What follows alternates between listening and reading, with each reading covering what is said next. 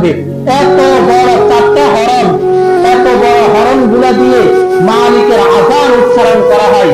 মালিক যাকে মসজিদের মধ্যে, বান্দা আয়, আমি আল্লাহ রাব্বুল আলামিন তোকে ডাকতেছি, আমার কালামুল্লাহ আমার আযানের শব্দের মাধ্যমে তোকে মুয়াজ্জিন স্মরণ করিয়ে দিচ্ছে, এখন আস মসজিদের মধ্যে আয়, মসজিদের মধ্যে হাজিরে দে।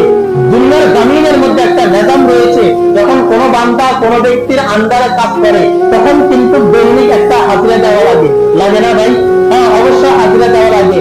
আল্লাহ রাব্বুল আলামিন এত বড় হরণগুলা ব্যবস্থা থাকার পরে মুয়াজ্জিন আযানের মাধ্যমে বান্দাদেরকে স্মরণ করে, বান্দা আয় মসজিদের মধ্যে আয়, আমি মালিকের দরবারে হাজিরা দেওয়ার সময় হয়ে গিয়েছে, বান্দা মসজিদের মধ্যে আয়। এরপর বান্দাগুলা মসজিদের মধ্যে আসে না, ঠিক না ভাই? এরপর বান্দাগুলা মসজিদের মধ্যে আসে না।